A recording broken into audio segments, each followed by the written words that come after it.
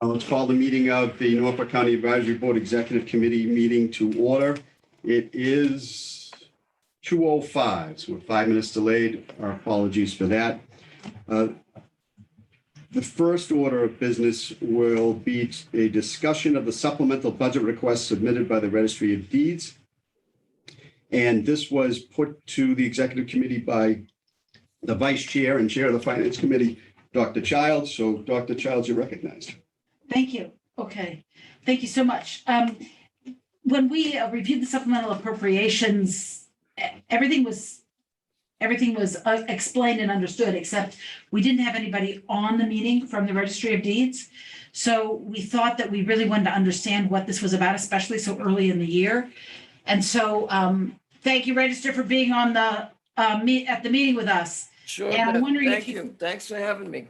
Okay, I'm wondering if we could just, what we'd like to do is just talk about what this is about and why we need it so early in the year. And we were wondering too is, have you already incurred the expense? So what question? Oh. What is this? What is it for? Why so early in the year? And have you already incurred the expense? Okay, sure. What's it for? Well, certainly, I think people are well aware there was some issues over the registry chief information officer and the registry IT department as a whole. So I'm trying to understand the question. I mean, as far as why it happened, well, maybe I could ask you, Madam Chair, do you think the registry chief information officer is an essential position? Out of order. Register, that's out of order. It's you. Please answer the question. Oh, I'm going to answer the question. That's sort of the point. I know your feelings, Mr. Chair, is, you oppose the registry chief information officer. Answer the question, please. I will if you give me a chance. So bottom line, there was a lawsuit, Beth, and that's what happened. The lawsuit, there's no way the registry could have envisioned the lawsuit when the budget was passed. And, I know reasonable people can disagree, but there was a lawsuit and expenses were incurred. Okay, all right. How many expenses were incurred so far, Register? As far as expenses, we got I think it was around September 15th, a bill for, my memory was, it was $27,000 plus dollars. Okay. And then there was another bill that came in, just recently, that had the credit, that there was monies paid, because there was some monies in the legal account. And we heeded Director Cronin's, discussions about going in front of the advisory board because of the shortages of money in other places, and to get this kind of straightened out. Okay. And are there more expenses that are under contract to be paid besides the 27,000? I guess we're trying to figure out how much are we talking probably total. Do we know? Well, again, I go back to the question that I asked. Does anyone that I'm talking to think that the registry chief information officer is an essential position? And that's kind of the question. So will there be more work on the matter? I hope not. I'd like to see the whole thing resolved, but. Chair, if I may. Please. Okay. Register, thank you for being here. And I guess I would have to say that I understand the question you're asking, but the question you're asking is kind of irrelevant to this conversation. Whether we feel the position is needed or not is really not our point. The point is to deal with the legal expense and the expense line in your budget. So I think they're two separate conversations. While I appreciate you're trying to understand where everybody's feeling is, at the same time, this is really a budgetary discussion, not necessarily a discussion on whether that position is relevant or not. That being said, I guess the question I would ask is, what was your legal budget to begin with for the year? So far, it sounds like you've incurred $27,000. if this $40,000 appropriation is switched over, is that going to carry you through the rest of the year? Or are we going to be sitting here in the spring asking for additional funds for the legal? So I guess I'm curious to know where you came up with the amount of $40,000 on top of your normal budget.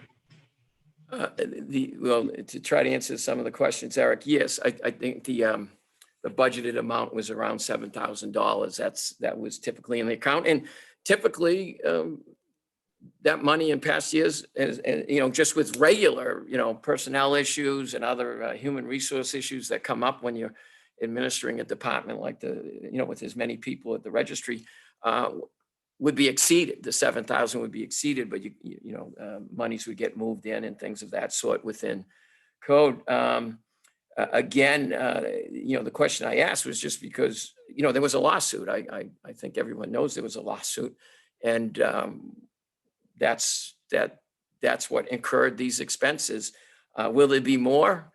Possibly. I would never have predicted, Eric, this lawsuit. I mean, as far as I'm concerned, it's really been a needless distraction and drain on registry staff time and as well as registry monetary resources. So what happens in the future, I can't predict. I would never have predicted this, to be honest with you, given, the great job, and needed position the registry chief information officer has been. It's been a funded and existing position since in my tenure, approximately 20 years at the registry.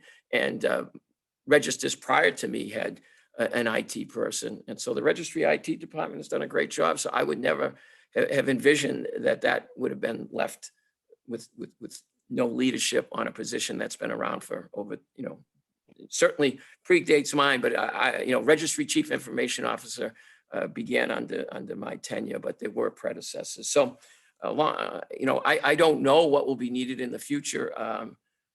Hopefully, believe me, it's coming out of the registry deeds excise money. So, as I said, I consider this whole matter a kind of a drain on staff time and drain on monetary resources. Thank you. Yeah. Just to follow up with Eric's question, do you expect that you're going to get another bill register besides the 27,000? Are you expecting one? Is work in the pipeline that hasn't been billed yet? No, I think that's kind of, The whole thing. totaling up things that we have now, but moving forward, I don't know what will happen. So, there may be some more due, but I would say, pretty much,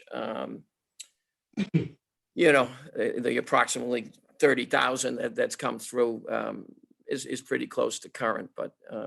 Okay. So one more follow-up question, and this is actually to the director and to the registrar, actually. Assuming that we do allow the transfer of the 40,000 to go in, it goes into the legal budget, comes out of registry excise. If any of that money is not expended, it would go into unexpended balances for the county, correct?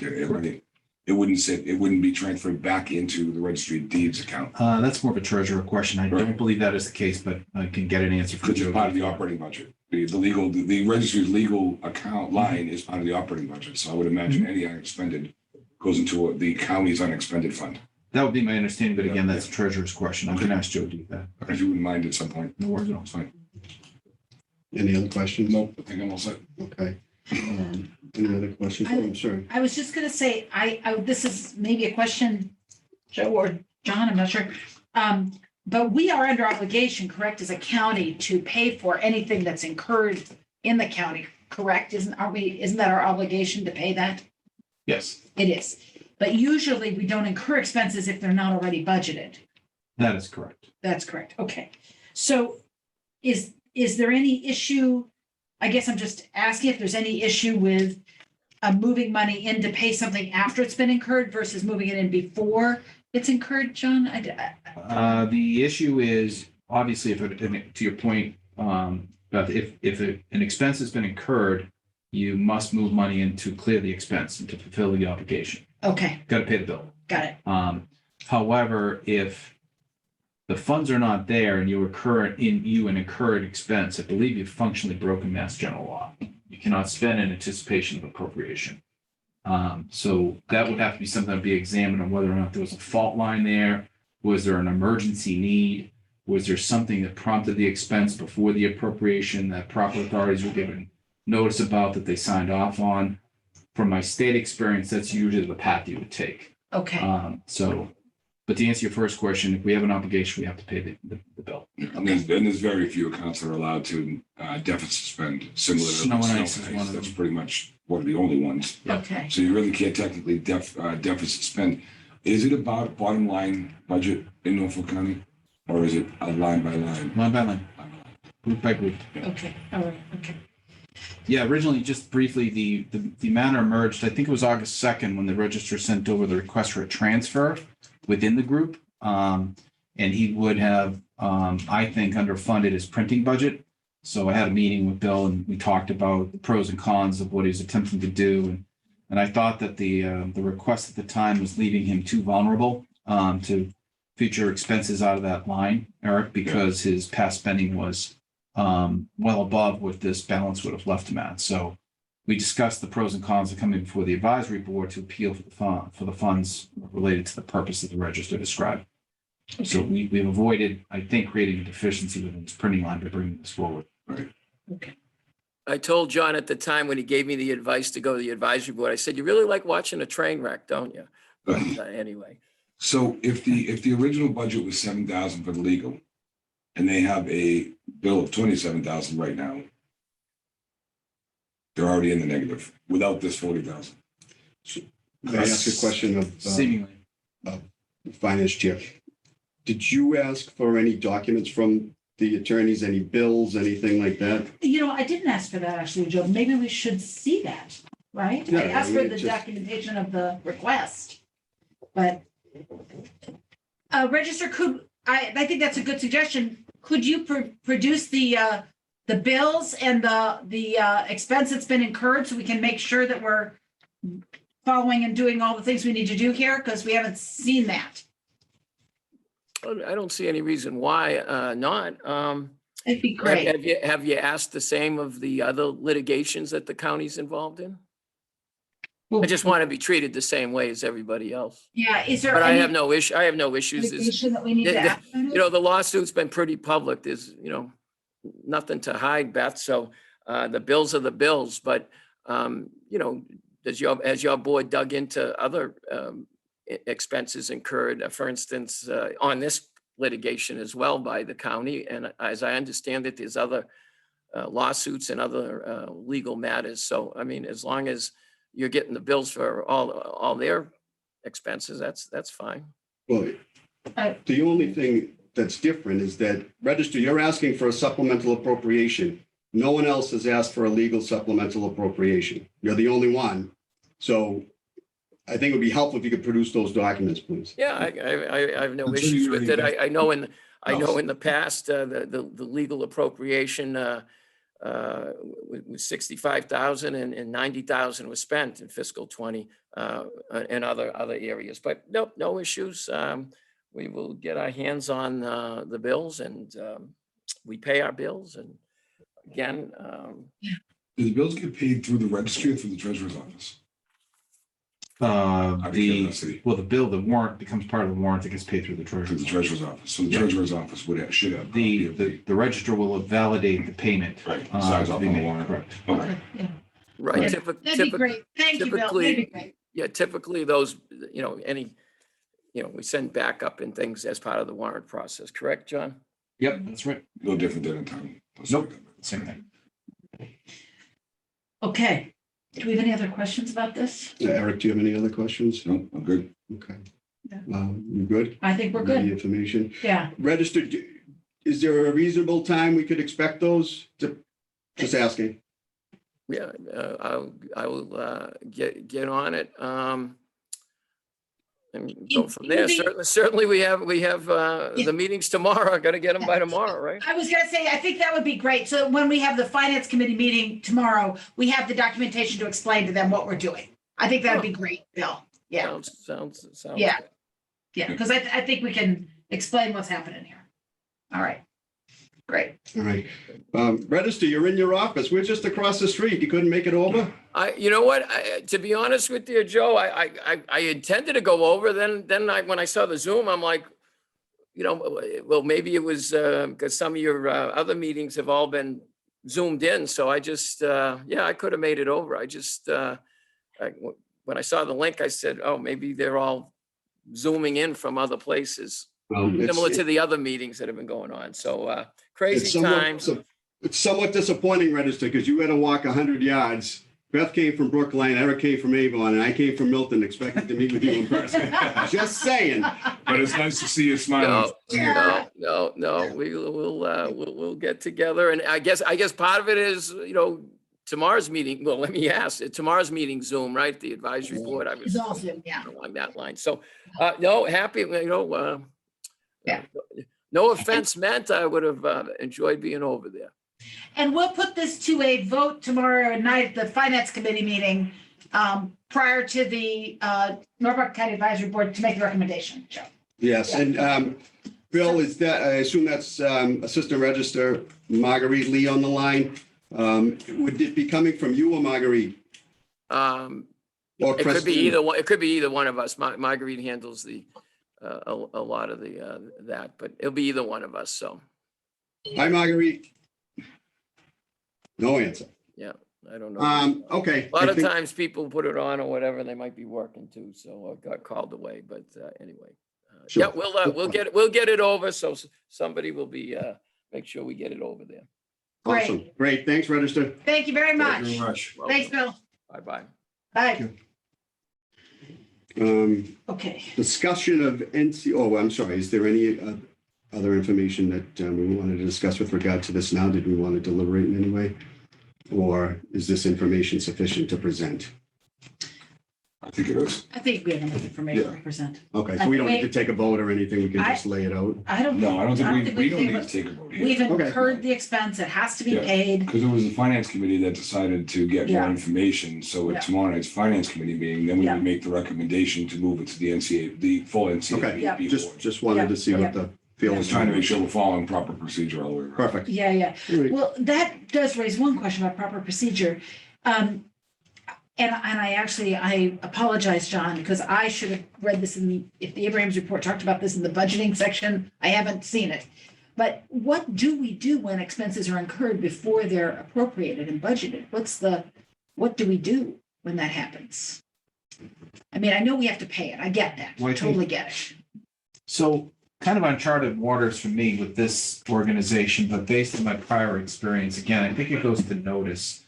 Things happen, emergencies occur, Yeah, and the point of it is notice has to be given, in this case to an advisory board through the commissioners of an emergency, okay, and that they're about to incur the expense. okay, Once that notice is given, some plans can be made to reasonably control those expenses. In the aggregate, it's so early in the year, it's not unexpected to then presume that the register, in this case, using this example, could afford to pay through another transfer, through other surplus, the cost of the emergency, rather than dipping into own reserves. That's one path. In my experience, so for example, I would say, I need to buy a plow truck because there's 4 feet of snow outside and I need to do it now. So that's a $50,000 charge.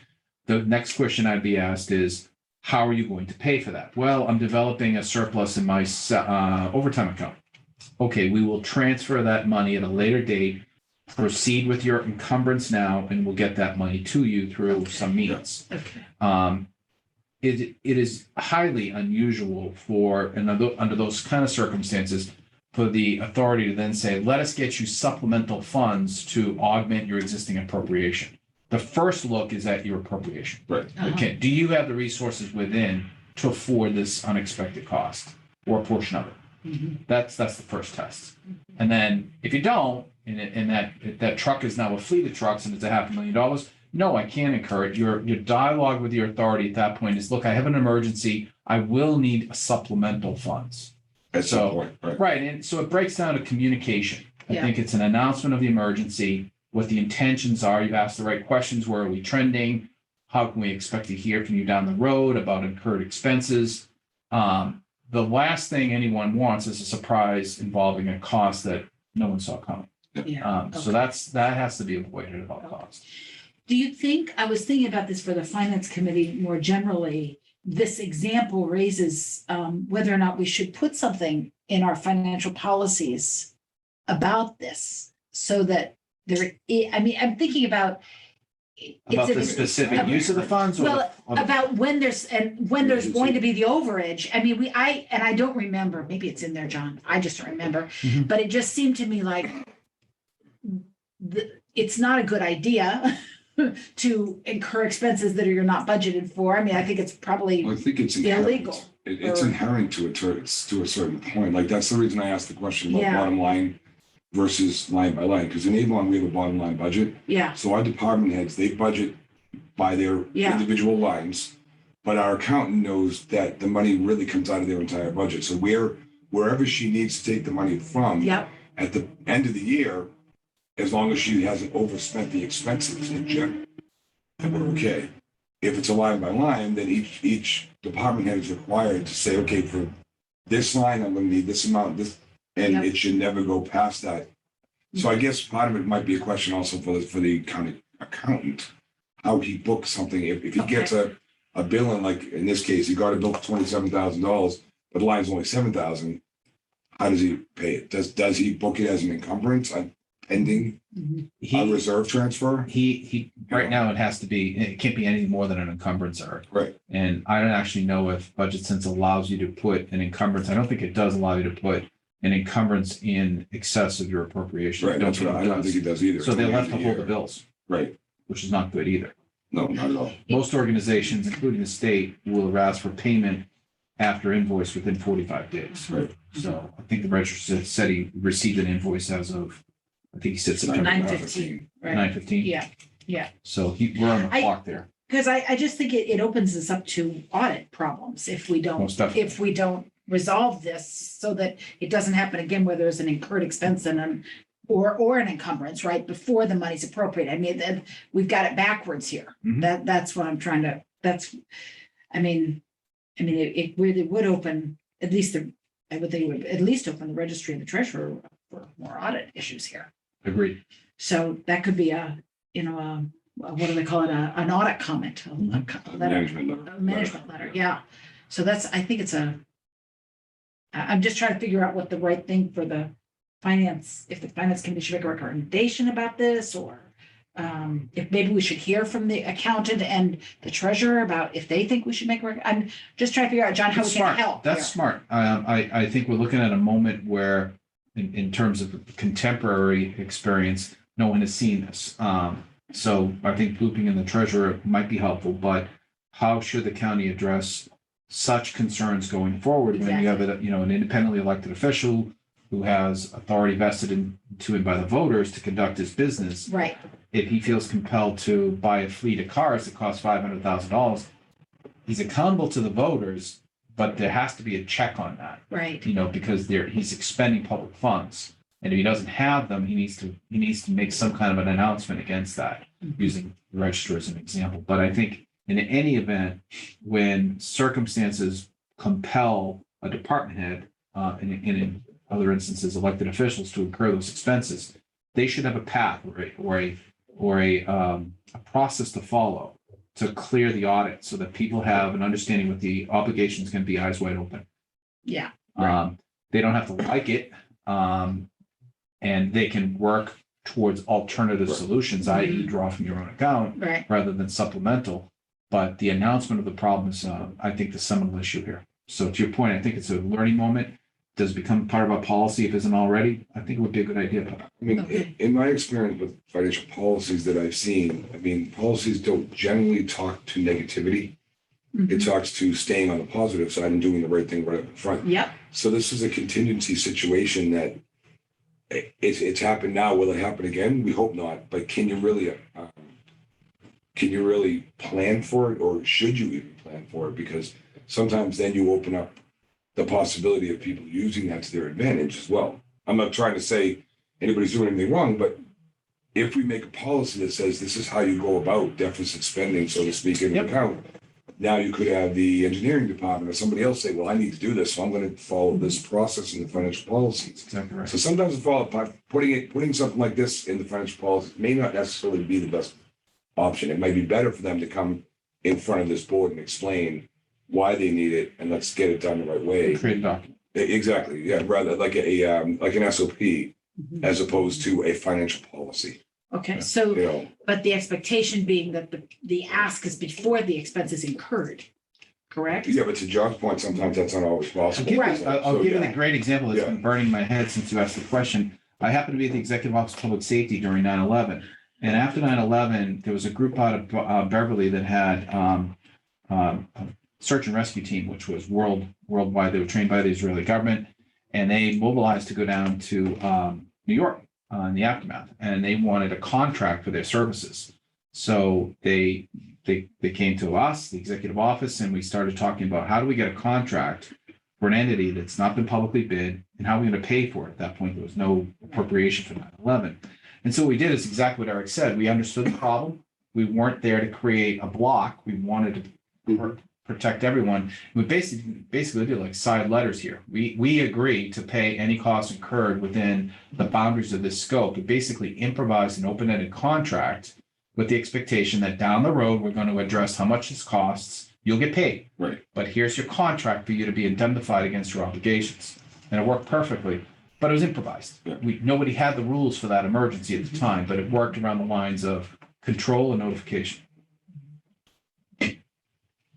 So if we were to translate that into our circumstances here, Again, unforeseen expense, you'd you have. should announce it. You Right. should get approval.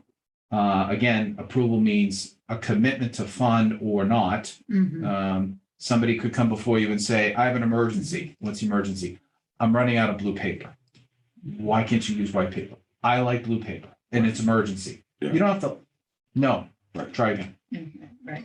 That you can say no, but if during that point, there's an acknowledgement that the emergent issue needs action, then you can tacitly agree for the expense to occur while working towards the path of how to pay for it. And So And if this it- is a unique situation as well. This particular situation is really unique. You know, But using this example, if that had happened and the registrar had come forward and said, I'm going to need more legal funds because I am suing the commissioners for the CIO position. It might not be that anybody would have been happy, but it would have been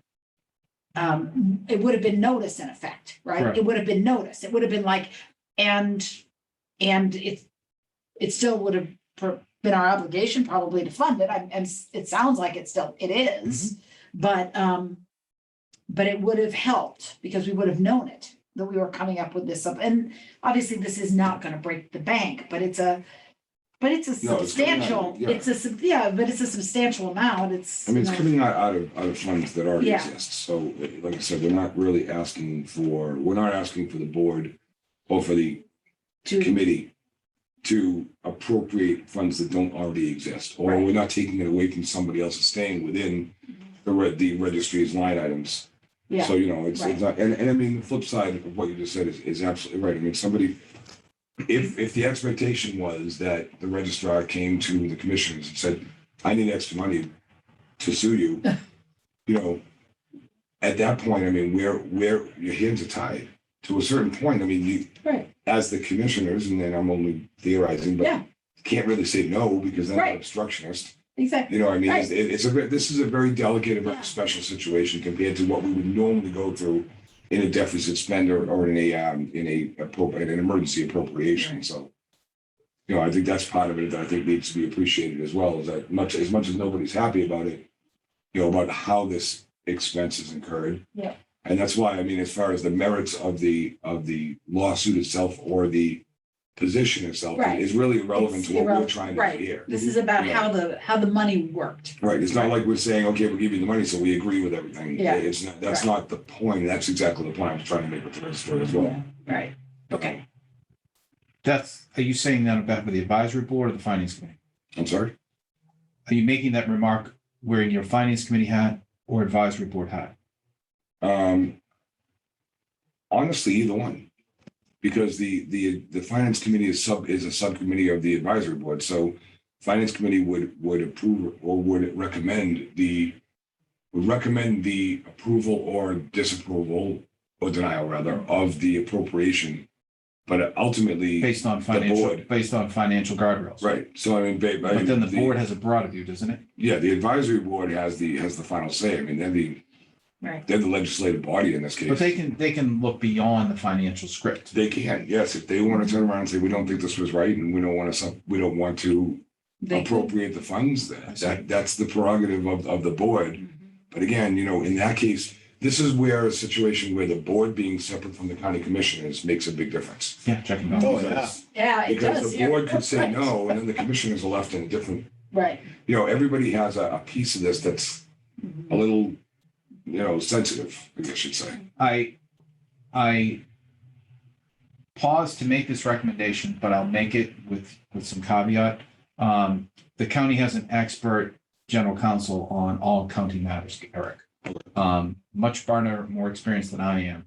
He's defending the commissioners in this lawsuit. Right. But in the event, I would think that if the advisory board ever felt like it needed advice on how you conduct your work within the boundaries of your bylaws and so forth, I would think Scott would be a good place to ask the question, what do you think? Yeah.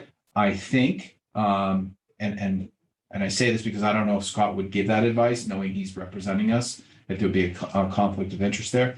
But I think that's where instinctively I would go for an answer. If my peers in the advisory board had never seen this before, but I felt like I needed more thought into whether or not I can reach a yes or no on this, Yeah. I'd be asking for somebody like a disinterested party to give me some advice. Whether Scott's that person, I defer. Yeah. But I'll put that out there in case you guys want to examine that. I guess that's helpful, John. I think the issue is so clear that we're going to have to approve the appropriation, recommend approval of the appropriation, recommend approval of the transfer, because we have to pay the bill that's been incurred. And as you pointed out, Eric, you move the money into the appropriated line, then at the end of the year, if it's not expended, it's recouped.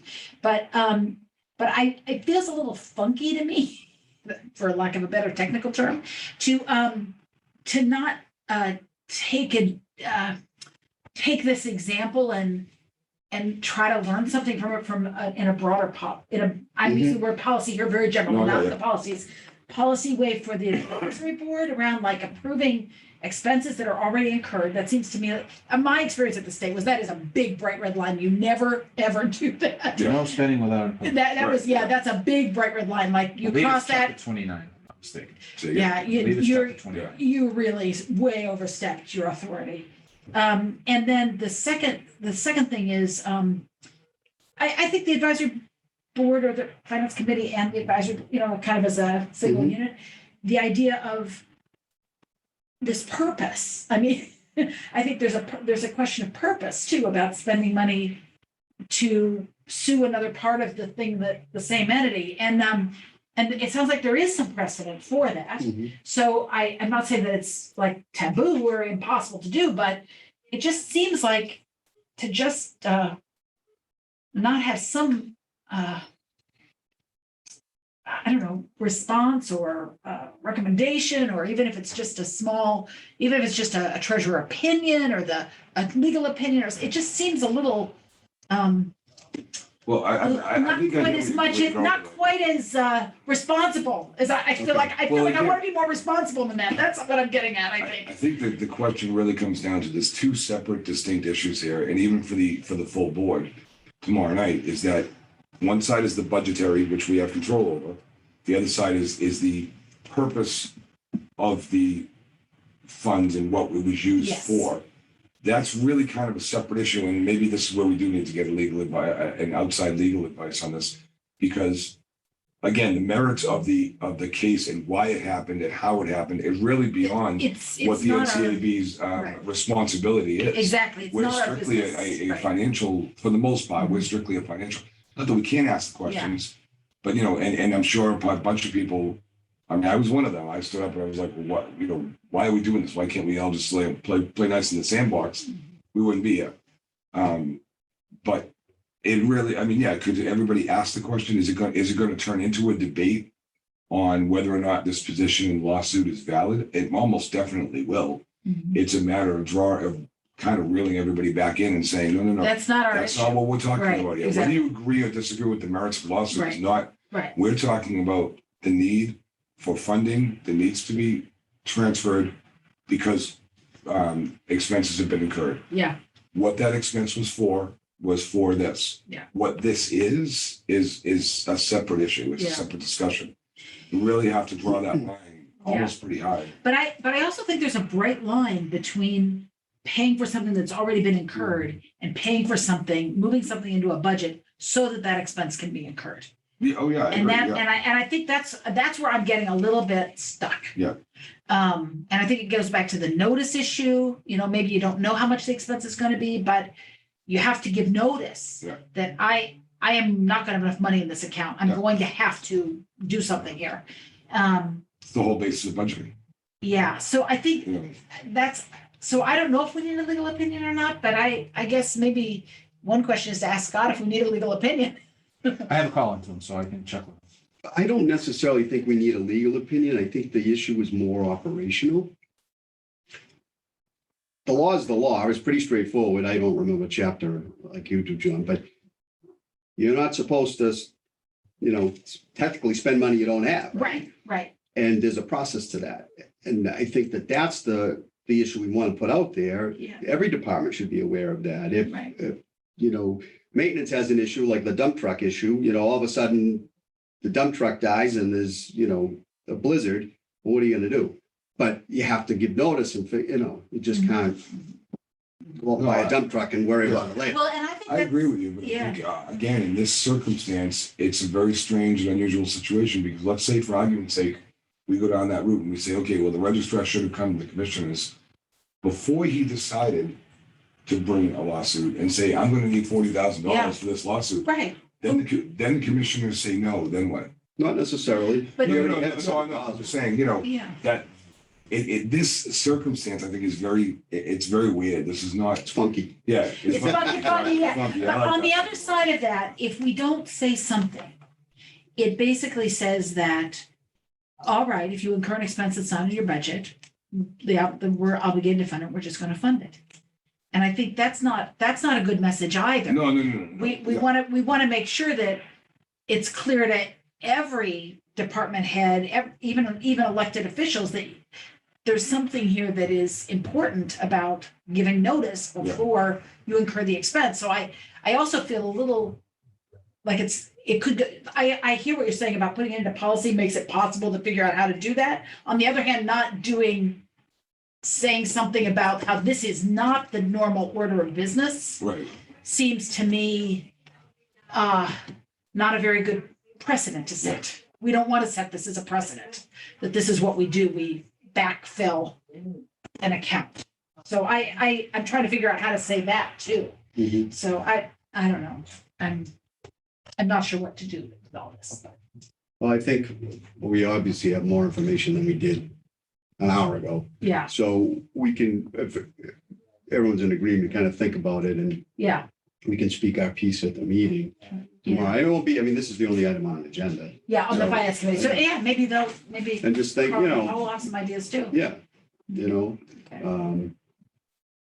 I don't know how you feel about that. but- I think that's a good idea. Yeah. John, you okay with that if we do it that way? Yeah. We'll take it to the finance committee and we're going to recommend that we fund it. Well, Well, we have to wait till we discuss with the finance We'll committee, discuss, see yeah. make sure everybody else is in agreement, but yeah. we'll see, Yeah. so you can take a vote. Right, okay, all right. Next you. item, discussion of the advisory board structuring goals Oh, for the year. this I'm is the sorry. thing I sent out. This is just the thing I sent out, the dates. dates. I Yes. just sent out a set of dates. These are, the most important thing to remember here is this is completely subject to change. It's really just so we can have a little forward planning. And John, I know the agendas are going to change. This is not at all set. We'll have to adjust the agendas, but Yep. at least we have something that we can, No, I appreciate it. I think it's great. okay. All right. So, and are the dates, from your perspective, are they? Yeah, from good? 30,000 feet, I went through it. I'm like, okay, we may need to, obviously, we need to have a meeting in December. Yeah. We'll need to have a meeting perhaps separate meetings for the third supplemental and the Mhm. budget. Yep, Then you have the budget hearing, yep, and then we have the last supplement. yep. So, it depends on when all that comes up, how much work can you get done in order to put it before the advisory board. So I would We, think, I'm sorry, John. We're expecting a different budget season. Not only it's my first run with this budget, but we're using a new tool. This is the new approach. The former Budget Sense, the new Tyler Technologies product. Department is being trained now on how to load their budget information in it. So they're using this tool for the first time, not building it on Excel any longer. And so the reporting and the outputs, the balancing, it'll be a bit of a challenge. So my instinct tells me to start a little sooner, give myself a little bit of runway to figure it out in case we're running into any problems. But financially, I don't expect any surprises for FY23. Things look relatively stable. I saw some revenue numbers from the registry through August, and they looked decent to the way they closed FY21. I don't expect that to continue, and that's a gravy train, and it's great. But I heard recently the interest rates are starting to pop up again, and that'll be an air brake, possibly some of the revenue we're seeing in the registry. So, Okay. But overall, I think things are looking decent for FY23. It's not the financial piece; it's the prep part. Okay, We're going to see some learning curve there. it sounds like we'll have more information though, the way that's presented and things like that through this. Hopefully, I mean, obviously my goal is to not just get it done, but to grow the product, Joe, and to make it a livable document, Yep. What I observed out of the county budget when I first looked at it was too dense. It's too hard to find common Oh, information. it's crazy. If Eric wants to know how much we pay for bottled water, I'll get that for him. So I don't need to show that. But that's just my take. I'm not changing. All right? No. That'll come later, right? I do expect the budget to become a little bit more of a talking document. One of the things that did strike me was it's loaded with numbers, but not a lot of narrative. Doesn't None. tell you not much of anything. And I've been asking myself a lot of questions like, why this? So we may see more of that down the road. I don't know if it'll be FY23, but Right, That's yeah. I may pack on did you all get like a transmittal document from the director in the past that summarized in a Word document what's in the budget? Did you get that? Not that I remember. I don't remember what Mm-mm. Mike and Frank and Dan did. They sent Oh. out something. I think there was something, but it was, It was their report. here is and Beth and I have talked about this, Eric and I have not, and this is going to lead into the discussion of the structure. Excuse me. I've been on this board for a number of years, and for the first bunch of years, I had the budget in front of me, and it was just that. It was a bunch of numbers. And this person gets this department gets that, all that sort of thing. And to me, I kind of went, oh, all right, these people know what they're doing. And, unless there's something egregious that I pick out of it, number-wise, then okay. But what it didn't tell was a story behind it. And I didn't learn that until they had the big kerfuffle over the construction at the registry. And Dick Stady at the time became part of a compromise between the registry and the commissioners about it. But looking back on it now, I mean, it didn't make any sense. Like, how is that all approved? So now I'm looking at it saying, gee, if I'm new here and I just get this piece of paper and it doesn't look like anything crazy is happening, it's fine. But not diving down and looking into the information in English, you just don't know. You don't know what's Sure, happening. Mr. Cho. Nothing. I can't remember when I met with Eric and Beth, I gave this to them, but if we could give that to the chair. That's the crime laboratory's budget for FY21. They're all the same, Joe. They all start off with a cover letter. They all show a budget. We show our federal grants. We show the breakdown, the finite breakdown by units if you want to see it. But if you're an advisory board member, you're going to go to the cover letter right up front, Joe. Right. Yeah. And you're going to open that up and you're going to see what I want you to know. What I get paid to tell Yeah, you these the are the high highlights. lows. Yeah. Right, And most readers never got beyond that because they don't want to read the budget. Right, You know, right. That's not their take. I'm at Right. 10,000 feet. You got me for 15 minutes and then tell me what I need to know. So I'm accustomed to that. You may see something similar to that presentation where you'll have a narrative. And the best thing about it is I mean, I'm not the brightest guy in the room. I do forget things from time to time, but I did about 15 of those over the 15 years I was at the lab. I went back to them. They become reference Yeah. documents. Right. They're great source documents. And I always saw my majors, my colonels, my directors, they have them constantly because they always went like, what did we do? What was that again? You just go right to the document. It's easy to find. So unless I'm allowed to put that kind of a narrative story within the budget sense document, I don't think I can yet. I may be resorting to something like that, where you'll have a captured document that describes the ins and outs of the county budget. And what is that, 2-3 pages? That's it. Yeah. You won't die reading it. Similar to what you got for tomorrow's presentation. I know last week we went through a spreadsheet because it's an Yeah. informal group. And Yep, yeah. we were fact checking what I put together. Now, I threw together a similar memo. Mike did a memo like that last year. Yeah, It was a 1-pager, but Yes. you'll get that, something like that for the budget when we're done. That's suitable. Well, and that's required if we're gonna become, the government budgeting. I'd love to talk to you guys about whether or not you think that's worth it. I'm staring at Eric. No, I know, I've had this conversation with other people in my own town on whether it's worth it or not. If you wanna do that, but So you got to pay a fee to join an organization, to send them a questionnaire and a copy of your product to get their blessings and their green stamp of approval. It's my training's been, I always steer away from those kind of things because you're buying something. Right. You're buying approval for the sake of just marketing. Yeah. And I know why Mark did it. It's a goal. It's certainly. right, I was a gonna goal. say, even if you don't do it, this meeting the standard is what we I should agree with aspire to do in the county. I Well, I mean, think they were, I mean, you don't have to have the good housekeeping seal. No, of but I approval. mean, for the most part, they have to follow the general accounting rules anyway. So I mean, Right. whether we have that stamp saying we do it, we should be doing it Right. anyway. Right. I mean, I'll tell you, if you folks want to see a really good looking budget, check out Barnstable County's online budget. It is well done. Yeah, They brought it to another level. it's good. It's more than numbers, Eric. It's a brief storybook. It's all electronic. It reads easy. It does give you the pie charts and all the wonderful Yeah. visuals that you want. They did a nice job, and that's something you strive for, Beth. Right. When I think of budgets, I'm not pandering to you, honest to God. No, no, no. Nor am I pandering to my friend Sean, but No. I always went to Brookline. Yeah, right. Brookline's docs on the program and budgeting Well, side they were in the really good capital. when Sean was there. they were the best in the state. I'm They gonna were say when straight Sean up. was there, yeah. talking And about Sean Cronin. Yeah. Yeah. but that's where I go. I look at my peers and some of the best practices, not necessarily, Gatsby's, or no, it's not Gatsby's, it's another organization stamp. I know why Mark said that. Yeah, It's something we should shoot for. Yeah, And it's, because it moves us towards I a hear it. budget that's a much better budget yeah, presentation. Right. It's a that- certification. It's something that you can throw a patch on and say, hey, we're one of these. if the advisory board wants it, I'll do it.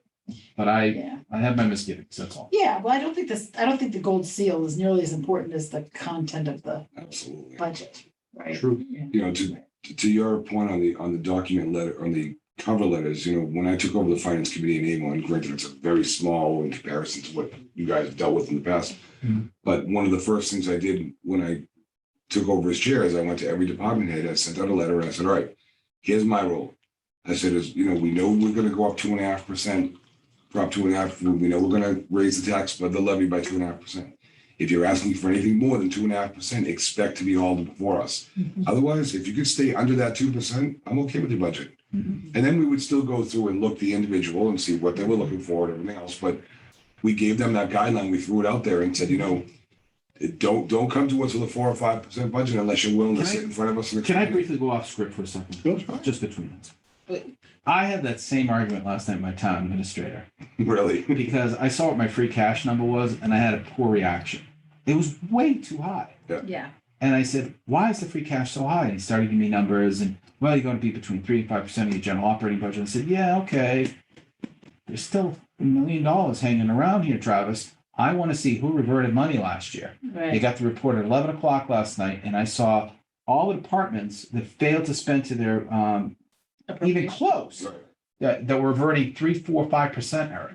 Yep. So I wouldn't give them 2.5%. No, So no, I agree. No, I agree. Touched a nerve. Yeah, I think in some towns, I think they really should try hard to not spend the extra 2.5% every year. because it's, There's no reward for it. there's no, well, that's true, but That's the it's, thing, and it's a messed up system, because you wouldn't operate your house like that, right, right? right. You know? True. But at least we're not back in the days of 7 and 8% either. Right, exactly. But Can I just Unless add you have one thing more about the NCAB structure? Yes, I think if Eric, you're willing to serve as the vice chair of the finance committee, I think the question is, do you want to, should make that, I think you have to make that appointment, Joe. sure. So if you want to do that and how to do that, because that way we'd have, there'd be some built-in backup in case something disastrous happens and I can't be there, there's somebody else to, otherwise, Joe, you have to hold that too. And also Eric and I talked about so that we can divide up some of the work, because we were talking about the capital, making sure we're on top of that and the operating, and I mean, I don't know, it just seems like that. Well, you and I talked about it, Yeah. and I am 100% agreeing with it. We could spread the work a little bit. Oh, Yeah. we're coming back to the same table, of course, Exactly, and yeah. you're still both in the loop Yeah. on either side. Yeah, But that may be helpful. The other piece to that is part of this discussion, and one of the things, it's both structure and goal, is the fact that according to the bylaws, there are an even number of members on the finance Which committee. doesn't make any sense. right. So Sorry, but. I think this would, what we're trying to do may be best served if it's done through the bylaws, so that Okay, there's a de facto vice chair, but if we have it in the bylaws and that's a chair's appointment, then we could do that. Or we can talk about it too. We can talk about it, should it be the finance, we can see where it's coming from. And then have that in there yeah, so that it's right in the bylaws, it says it right there. And I just think it would be helpful for the third person right. in the chairs to get, a deeper dive on it too, rather than just come into finance committee meetings. Because all of a sudden you're running them, you're like, wait, what happened? So who do you want, I'm happy to follow up on that with bylaws. Do you want me to follow up with somebody? Or you want me to just look at the bylaws and? No, I have it Yeah. ready to go. Okay, So, girls. yeah, I'm not going to introduce it at this meeting because Yeah. we haven't had a chance to discuss it. Yeah, But I will be introducing that most likely at the next meeting. But what I'd like to do is appoint a bylaws committee to take it, and then, implementation can be immediate once it's approved. perfect. Wasn't, what's his name? Quincy, Chuck Phelan. Chuck was the chair of Wasn't the he doing the of the bylaws? bylaws. There's back and forth on whether you should have an attorney do it. And there's discussion on that. Is it, would the NCAB bylaws fall under the same type of structure as a city or town, where it would have to go through the AG's office to be ratified?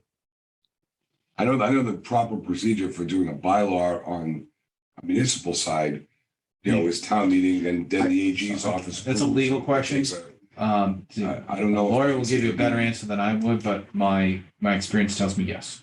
If you want a binding bylaw, you should get it promulgated by the Attorney General's office. But do we have the bylaws? Well- The existing bylaws. Let me take a step back. This goes right to your point though, Yeah. Joe, about having an attorney. Right, so let me take it back a step and throw this back, John and Eric. The bylaws of the Norfolk County Advisory Board are more or less the rules of operation.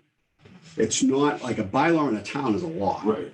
This is not, this These is. are like, These are more norms. Yeah. The more. so I don't More know of if a it has to be guideline for the board. approved. We can look into that, but not being a law, it's just how the Maybe just committee for a operates. difference in verbiage. Well, the advisory board has its authority through general law. It's Yes. chapter 30. Chapter 35, I think it is. That's on the list too, John. You're getting ahead of me.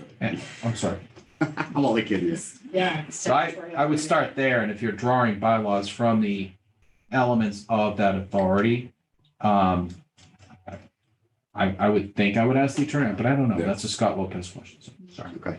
No, not at all, because that leads into the next piece of it, in that in my understanding of it, I'm not an attorney, reading the section about this, it really gives the advisory board kind of a wide berth in the sense that there's not a prescribed organization structure, there's not a prescribed way of doing things other than how you handle the budget, Mhm. and that the power is vested solely in that. How you get there Right. is a different story. Yeah. And, I think perhaps, and we can talk about this again, but layering in other things to make it easier for everybody. And this is something I was thinking about. Presently, right now, as I see them, the biggest issues around financial concerns are maintenance, the registry, and the Aggie. Yes, exactly. Would you agree with that? Wellison shortly after that, I think. Yes. Right. Probably yes. So what would you say? You're in the thick of it every day. So it's the question about the instability of these expenditures or the fact that they're cost centers that are requiring more oversight than normal. Is that where you're going with that? Oversight's a good word. Okay. I don't think you can leave out revenue. The revenue we generate is directly proportional to economic indicators and other influences. We're about to shut down Quincy District Court, maybe within a year or two. That's going to have a major impact on our operation. So that's a revenue fee, Joe. So I'm keeping an eye on that because what happens in a year or two starts now with respect to hiring and other fixed costs. So I think I'd keep revenue in your picture there. In addition to the three items you talked about, the Okay. cost centers. Yeah. Okay. Yeah. And just I know this is very early, but for our own edification, the process with that, if DCAM comes in, they have a plan, whatever, what happens to this property that is owned by Norfolk County? Yeah. And how does it get transferred to the state, and is there any remuneration? Great question. So the county commission has already approved DCAM to conduct a site assessment of the Quincy District Court property. That contract has been awarded. The vendor has reached out to me. She's waiting for her NTP. As soon as that starts, 6 months later, she'll deliver a product to the state that explains to them what are the site conditions of this property, geologically, what's under there, structurally, what is it, and what her recommendation is. We know the state intends to raise the site and clear it for a larger regional justice center. So what we learned in a presentation last month from DCAM and the trial courts is that they expect, once the site assessment is done, to enter into a dialogue about an appraisal for the property. The state will do an appraisal, and I intend to come before the advisory board probably sometime in December and look to fund our own appraisal contractor. I've spoken to Scott Lopez about this. I think any mindful buyer needs to have their own interest, especially when talking millions of dollars. The assessed value of the Quincy District Court right now is just under $5 million. But the market in Quincy is probably well outpacing that value. And some people estimate that the value could be much, much higher than that. So once the appraisal is done, the county, there's within general law, and I think it's chapter 34, there's a sequence that we must follow. We have to have hearings within, I think, 6 months following the announcement of an appraisal. So we'll have to go to that rule book, Joe, and follow that legal sequence before we dispose of the property. Okay. But once the disposition of the property is completed, the Commonwealth will then remit payment to the county. Okay. And are there restrictions on that, or is it just considered revenue as the rental fees are considered I'm revenue? currently not aware of any restrictions. Okay. We've had I don't think the commission had any public discussions about the use of that revenue and what purpose and use it could be used for. So I guess to give you my opinion would be a little premature, but I will tell you my instinct tells me the county should be thinking of highest and best use for the resources. A little piece of me will die when Quincy closes because that's an asset under our control. Yeah. And it's gone. And what we're left with is cash. And so my instinct tells me that I'll advise the commissioners the same is a way to leverage that cash for the long-term benefit of the county. And that doesn't necessarily mean hand it to the treasurer and say, go get me 3-4% return. It's not that. I'd be thinking of ways to move that cash into a form of an asset that can pay for itself with minimal maintenance. And I have some ideas on that, but I won't make them public right now. So we do intend to maybe also put some money, as I said to you folks last week, towards the Wallaston Golf Course. It's a Quincy asset also. And it Milton does, too, say again? Milton too, majority of it's in Milton, It is, how much of it is in Milton? most of it. Quincy has the liquor license though. Gotcha. There's a good story there. But you get the idea. We want to keep it local and they need some resources poured into that facility. So won't be a ton, but you know, my sense is that the county's gonna have some options, but we should be thinking highest and best rather than just like some financial advisor would say to you, Eric, take that X million and put it towards your OPEB liability. That's nice. But others might say, the county is hopefully gonna be around for business for another 100 years, and where is our future? What are we gonna be needing? And so that's kind of how do we invest in that future? Yeah, that's a great idea. You know what I mean? This may actually fall, this is follow-up to what you're saying, John, it may actually fall under item number 5 of many items, but that gets back to the DCAM issue. And I dealt with DCAM a lot with the sale of state hospital property. And one of the challenges of that is in those transfers that the mitigation of the land is so significant to tear down that they, at least with us, now that may be different with the county is what I'm thinking, but they would factor in the cost of demolishing the existing building, factor in the cost of preparing the land, factor in the cost, and they would take all of that off of the cost of the sale, the purchase price of That's a great point. of That is an the excellent land, point. and that's what DCAM is accustomed to doing and will do. And what ends up happening is then the sale of then they actually are only giving you what's left after all of that, Right. which is not a lot of money. This is that's an exceptional point, Beth. It was briefly touched upon during the presentation that DCAM and the trial board had with the commissioners. And at one point, DCAM was suggesting that the appraisal will be done and the outcome of that appraisal will be known to the county. And Scott Lopez chimed in and he said, will the appraiser be valuing the property to its highest and best use? That, what you just described, is not highest and best use. Right. And initially the answer was yes. And then she kind of backpedaled a little bit and said, but we'll wait to see how that process plays out. Now, here's the Yeah, difference. something. We don't have to sell the property. We know the market is quite viable in Quincy. If they move out, I'm sure a developer will easily move in and pay us X dollars for that property. Right. Question is, will the state then take steps through eminent domain or some other process to preempt that? Right of refusal. Well, So, I think that's usually what they do. I mean, well, we have lawyers, so we'll try. Our eyes are open. right, I was gonna say, but I think that is what they will Yeah, do. I mean, this is the DCAM process. This is absolutely the DCAM process. So that's probably, maybe discussing this with them up front is, Yeah, right.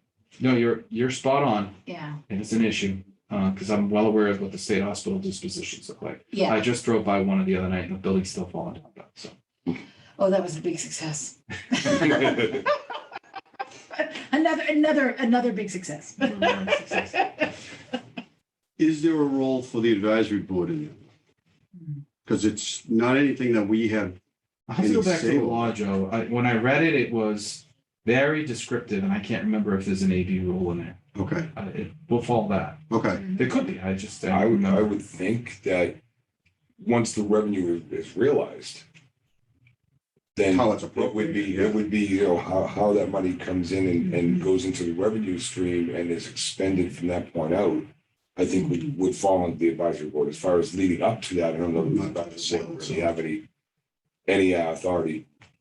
You know, so once the sale is done and we actually have the money in our hand, then yeah, where we put that, how we bring in the revenue, how we distribute it from there, where we're gonna do, whether it's capital, whether it's regardless.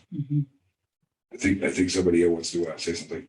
No, through you, Mr. Chair, your question about the advisory board's role, you three will have to pick the appraiser for the parcels. Oh, yes, of course. How could we Oh, forget? that's right. My To the end. fiasco day. Can you just tell me to be there an hour before that? We were going to actually. So it doesn't involve the commissioners, it falls to. Commissioners have to conduct hearings. If I'm Oh, right. yeah, that's right. That is how. But the first step is yours. is to pick the Which appraiser. we'll see in the minutes in a couple of minutes. Yeah. That's a little redundant, but Yeah. true. But I think that's actually, but that is helpful because we really should be clear with the appraiser of what we were asking for highest and best use. I mean, that's going to be really important. Just tell them we want 25 million for it. Yeah, it's funny, when DCAM announced that the Yeah. site assessment contractor was selected, she asked me, are you getting your own appraisal? And I said, yes. So that's our intention. Yeah, it's very smart. Absolutely. Who wouldn't? That'd be crazy not to. Back to the structure. Yes. So down the road as and this can be a conversation for the finance committee, and I can introduce it to you, Madam Chair. But having like a couple of people focus on each one and whether that's broadened or not, Yeah. we can take a look at it. But, trying to have everybody in 9 million different directions. Mhm. I think it might do two things. One, it might lighten the work of some of the Yeah. members. But two, for those who really want to be a part of this, they can be. Yeah. I don't think everyone does. And what I'm going to do to that is after I'm going to announce at the meeting, I'm going to send a survey to all the members. And I'll review it with you before it goes out, but I'm going to send a survey to all the members to make sure that, we can figure out who they are, because some people are totally unknown. I've never talked to some people. All the time I've been to the board meetings, there's at least 3 towns that I don't think I've ever seen the person from. Right. Well, I think there are a couple towns that haven't even appointed anybody. Yeah. That's- Finding out what their competencies are. Are they Yeah. coming to the table with something that could be helpful? Yeah. That type of thing. I mean, obviously there are people who are involved in town government or city government, but what are they bringing to the table? Were they chair of the finance committee, or are they an attorney, or are they, a former mayor or commissioner or whatever? Just to get a sense of what's out there, because you never know what might come up that we could utilize and bring them into the fold. The other piece is, and John and I had talked about this a little bit, and this will be an ongoing project that maybe we could do by the end of the year, and it will involve the executive committee, and that's to create, if we can, some sort of welcome packet. So when I was a member, I came in and everything was down at the Aggie. Mhm. I knew a couple of people, but it was like walking into the high school well, it is a high school cafeteria, but it was walking into the high school cafeteria and everyone's got their tray and they all know each Yeah. other. And I'm like, Did you have a tag that said Joe? yeah, Yeah, right. I walked around with my Yeah, little that's no problem, thing yeah. from the table. I had the same problem. My first selectmen's meeting, Bob Brady, rest his soul, Oh, good. he nominated me to go on the NCAB, and I was like, yeah, okay, no problem. And then after the meeting, I looked at him and went, what the hell is it? I don't know what you nominated me for. I said, I'll do it. I said, but I don't know what it is. He said, don't worry about it. You go to a couple of meetings, they give you dinner. They give you dinner. I was Exactly. like, oh, okay. And Then I realized what it really was, and I'm like, I want in on this. This is what I like to do. This is my thing. Another goal will be for, if we can, and John and I have talked about it, but because of the construction at the Superior Court and size of some of the others, like to visit some of these facilities. We either go to the Aggie, had been going to the registry, been there, for a number of years in a row in December. And everyone's seen the new work that was done there a couple of years ago. But I've never stepped foot inside Rentham District Court. Either. I've been in Quincy Court, but maybe we could work with, the team maintenance and with the clerks and see if we couldn't have a meeting, Somewhere else. Yes, another site. Yeah, that's a good idea, actually, Joe. That way, one, we're moving to where people are. Mhm. If you're coming from Yeah. down county, Mhm. maybe we have a meeting there once in a while, just to help them out. When I was on the ATFC, they used to do that. They used to have the meetings, the Association of Town Finance Committees. I served on that board, and they used to have the meetings, sometimes at the MMA office in Boston, Mhm. sometimes out of Tri-County in Franklin, sometimes down in the South Shore, down in the Cohasset area. It all depended on who. Try to get people from the different areas of the state. In this case, we're kind of talking county, so it's not quite as high, but, but like you said, places, bring it down towards the Bellingham area once in a while, and, I don't mind driving if anybody else doesn't, but. Well, they drive up to here. So, it's, just trying to connect with people. Do you think also, Joe, that we should try and maybe we could work with Bill or John on this, is to actually, in that welcome packet idea, to also do a little bit of a dog and pony show to actually just explain the budget process to everybody Oh, at yeah. the table? Because I was thinking about that, if you don't know municipal finance, or you don't know, or you haven't been there through a couple cycles, and you come on, you don't really know, No, you're like, this is, you're gonna be asked to do supplemental appropriations, this is when the budget usually comes out. I mean, almost like the very, just the Just the framework, facts, the yeah. structure. Yeah. I wonder if that would be something we should do. Yeah, look, On a- I've been in finance most of my life, and when I got involved in municipal finance, I had no clue what I was getting into, because it's nothing like, it's a completely different animal on anything else. Right, You know, maybe almost like, I mean, depending on how many people you have coming in, maybe once a year. You know, as a suggestion, you do almost a welcome packet, but you could even do almost an orientation type thing. Mhm. Invite the people to come and meet with the executive committee. Hey, do you have any questions? Let us give you a benefit of our knowledge. See what happens, you know? do it as a. It's kind of a welcome thing. Yeah. Or we'll just send them into John's office. He doesn't have enough to do, come on. I will tell you, in my former job, I did that. It was budget.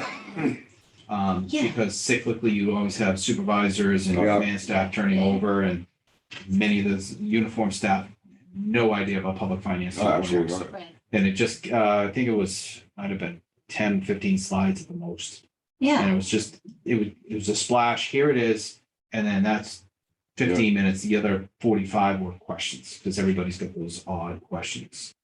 And they all live in fear of a budget, instead of, realizing it's an iterative living thing that changes and. I spent 3 years on the finance committee before I really understood some of the nuances until I met Al Tosti in Arlington. So, because he wrote the finance committee handbook. I met him at an ATFC meeting, and he taught me everything Yeah, about revenue. and somebody can budgeting. help I you had break the no code, idea. yeah. right. You know, and yeah, it was great.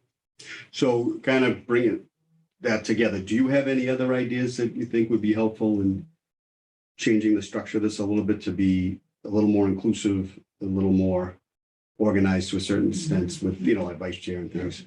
The director does. I do. Thank you, Mr. Chair. One of the things that I'm trying to invest in with all the other things going on is a path towards a more robust regional services model. So Huge. Bill is my resource to our communities. So if you can get your AB members to be their community regional service requesters, users, what have you, would like it. You may know that the Abrahams Group has reached out. We had 2 listening sessions, I think, with several communities about what they want for regional services, which was great. It's a small basket. I think there was 4 or 5 of them on one of the calls. But if you folks are talking to your AB members on a regular basis and they have needs, I think it's important to always let them know, come to the county first. We may have answers for you. If we don't have answers, we'll have a place for you to go to get your resource.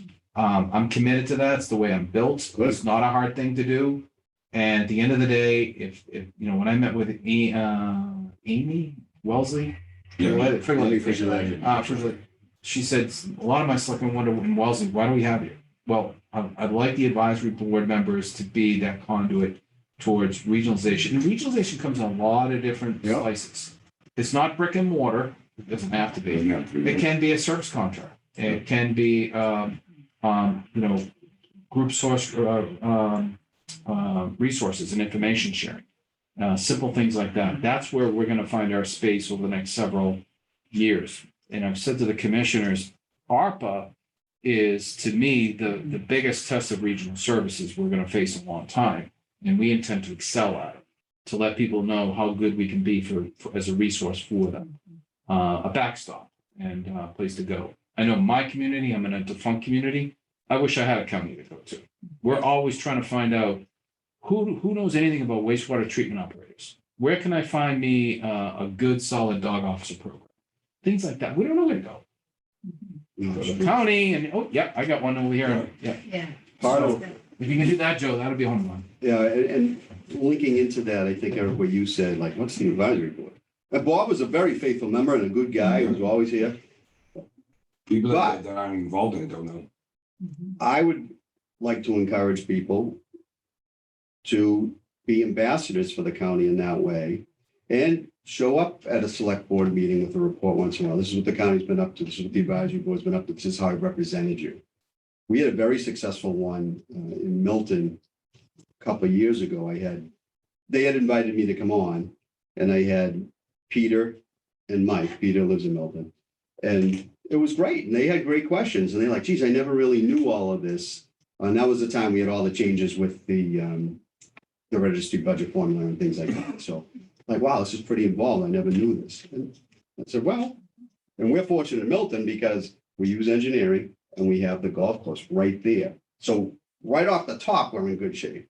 Then you add everything else, just add on regional services, which is a tremendous thing. That goes back to your point about the committee members or the advisory board members in general and what their backgrounds are and what they do. I mean, maybe that's part of the survey. Like, how often do you update your board, council, whatever the situation might be? I mean, I'm on the select board, so it's very easy for me to say during any meeting, hey, by the way, this is what's going on in the county, but not the people I've talked to. I was in the same boat you were. The first time I walked in, the only person I knew was Frank Yagan, because he was from my town. Other than that, I didn't know anybody else. And luckily, the first person I met and introduced myself was this nice lady right here. And we had a wonderful time that first time. She made me more at ease than anybody, but it was like the more people I talked to, the more I realized that a lot of those people on the board are not doing municipal jobs outside of being on this committee. Right. Some of them are just citizens. Steve from Foxborough. Yeah. I don't believe he sits on any boards or committees. He's a representative. What does he do from there? I don't know. So I think that would be helpful. Good. Yeah. Anything else? No, that's great. Okay, so this will be in it's only a few slides Okay. tomorrow. We'll just put it up on the Okay. screen. And to summarize then the goals, just leading into regional services and making people aware of it and making people ambassadors for the county in that sense. We're going to talk about the structure of the finance committee, working on the bylaws. We are, what am I missing? Welcome packet. Welcome packet. Orientation of the budget. Yeah. Mhm. And then, Budget 101. yep. And if we get more information out of the survey, then we can do something with Yeah. it. But empower people to represent the county and make them feel like they are the representative. I think then, excuse me for interrupting, but John, aren't the members in Barnstable elected? Members of, Oh, they're advisory board. I don't know. I think they, so I mean, You see. yeah, so it's a different places. So because the statute is so broad, I think that we don't want to, certainly, what do they call it, mission creep? You go outside of your domain, but I think that, there's a lot we can do within that. Other than the budget, anything we say is just a recommendation, but it may be helpful to the county. Right. Okay. Is there a motion to approve the minutes of the meeting of June 17th? So moved. Is there a second? Can I second this or I wasn't? Whatever. Then I was second. Okay, all in favor? Aye. Okay. Are there any other items that anyone want to bring forward to the table before we adjourn? With respect to tomorrow's ARPA demonstration or offering, what depth of detail do you want, Mr. Chair? Whatever you feel is able to be absorbed. So I think Digest. Mr. Buckley shared, if I'm not mistaken, he gave the PowerPoint to the members. Yep. I have I'm sorry, can't speak. A one-page spreadsheet that I went through with you guys last week. Yeah. There's a lot going on though. I mean, it's a whole world right now of ARPA preparation. I'm happy to go into it, Joe, but that could go a little longer. I So think I want to be respectful of your time. the most important part for the advisory board is how it affects the county financially and how it affects the communities financially that they're representing. Because, I mean, you've been receiving calls from town managers and town administrators and, like asking about it, maybe that kind of level. And if people need detail, they can ask. But Okay. does that work? Yeah, I mean, there's some great news coming up and all that tomorrow. So yeah, I think it fits. It's just like if you have every advisory board member on the call. If the questions start coming in, I'll leave it to We the can do it chair. offline. Yeah. We can always do it offline. That's no problem. Or we could, when do you anticipate, or can you say when it will be up and running? Before the middle of October, Okay, maybe the first weekend of October. so if they have questions that they want to. Yep. Reach What out. we're actively trying to do right now is to solidify an ARPA contact list. There's the first thing I'm going to do is blast out to the contact list the new update on what's cooking. But then from that list, I need more information. We're going to need your DUNS number. We're going to need your finance person's phone number and contact because we need dual authentication for the login. So things will start to move quickly. But I'm toying with the idea of another all hands or all community access Zoom Yeah, to let folks know orally what's going on in addition to this email push. That we will need your information from APON. But I also want to be able to soft land what we're about to do and introduce people visually to the product and get them prepared to use it. It's not a training, but an intro. So that's all in the next 2 weeks. may I ask this? Would it be a problem for the advisory board member representing a certain community to get that information with their community? We already, well, I don't want to cloud the issue because in some cases, it's the same person. The AB person could be the ARPA person. You're probably the ARPA person, I'm guessing. No, you're town not- administrator is. Well, actually, no, it would be our town accountant. She pretty much And then, handles. and then your TA will be your authority Yeah. to sign off, okay? Let's not go there yet, Okay. because I want to follow the. I don't want to mess anything up, but at the same time, if it's an opportunity to, Yeah, no, I hear you. More on that shortly. We have a lot going on. And also the other thing, I think you put it on your schedule, Beth, the advisory board. I might just make a remark that the capital plan will be drafted in October. Yeah, You all have to approve it. You have plenty of time to do it. I've had multiple conversations with Mark Abrahams about this. As part of this process makes no sense at all. And then the other part of it makes all the sense in the world. So I'm grappling with this. Beth, I think we talked about this. So I, pursuant to the Abrahams Group, will prepare a capital plan for the commissioners and you guys by the end of October. I have to deliver the plan to you. You don't have to do anything until you want to, and you probably shouldn't right, until exactly. June. Yeah. Right, but we're funding it tomorrow. Yep. So the money's gonna get parked in the capital fund. And then in October, late October, I'm gonna propose how it ought to be spent. Okay. You guys don't bless it until you feel good, fat, and ready to do it. Yeah. The commissioners will have to receive it pursuant to the Abraham's Group guidelines by the end of October. So I'll introduce that that's coming, Mhm. but it's perfunctory. I don't know. Okay. It's just a sequence. one last thing, and I don't know if this is, because you had the Zoom call on the opera. Should we be doing something of a final presentation when it comes time and it's appropriate on the Abrahams report? Yeah, I was just thinking that. It seems like we should. But I don't know if, are we ready to do that, do you think? It doesn't happen right now. I'm just thinking. Yeah, I think we should probably. Don't you think we should, I think that advisory board, if they understood what that was, would be helpful.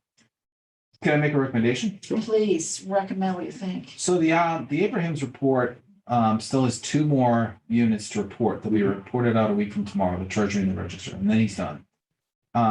There's a tremendous amount of data and information. You all have received it. It's up on our website. So Yeah. the AB has the content. They have that information. Yeah, okay. But to your point, Beth, like how do they understand it? If you're Right. reading it in a vacuum, Right. you're not getting a lot out of it.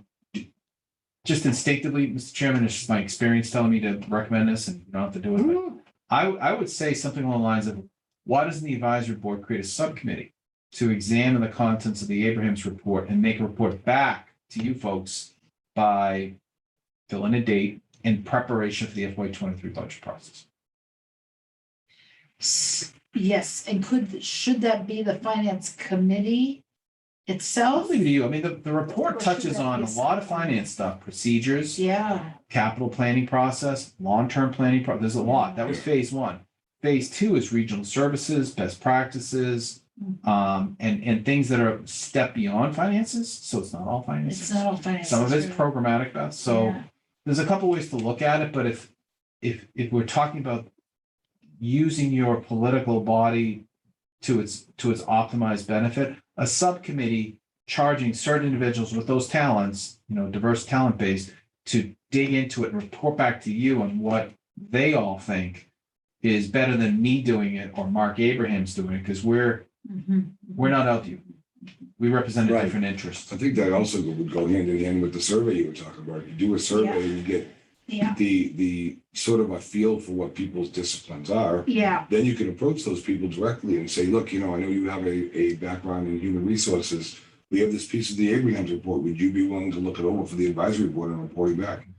Instead of asking them to volunteer, and this might sound a little harsh, but volunteer them and see if they respond. People well like to it. be asked. Yep, people like to be asked based on their knowledge. And you have the time, if you pull it off, I mean, you've got the better part of 4 or 5 months before you need to take any votes on stuff. And that should be sufficient time for the advisory board subcommittee, if you so choose to dig into it. Give the board some feedback when it comes time for votes. That's just my opinion. No, I'm with you 100%. that sounds really good. So We you can- want to make a motion to appoint Beth and Eric and John? Well, that's the other thing too, John, is maybe it's someone on the finance committee Yeah, or whatever. So it does come back to the finance committee, but maybe it's someone on the finance committee that chairs it and has those other people, you know what I'm saying? Yeah. So it's not the same people doing all the work all the time. right, I mean, they're in the loop, yeah, but they're not doing everything, right. you know? It would be good to broaden it, because I think, I was the one who was doing all the reviewing of all the Abraham stuff before now, so it would be nice to broaden that a lot, I think. Yeah. Yeah. All right, we accomplished a lot. Okay.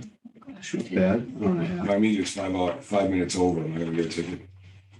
I don't care if I You do. know you can park behind Bill just told me that when I got here today. I did. Behind the courthouse? the church. Well, you can behind the courthouse too, but the church is for court and county, right? Yes. So it's not as far a walk, Thank you. especially when it's raining. Is there a motion to adjourn? Motion. Second. Okay, all in favor? We're good? I didn't hear Chris. I meant to ask you, you ski? I do not. Okay. Why? Because starting Monday, I'm taking over as the operations manager for Louisville Ski Area. Oh, nice.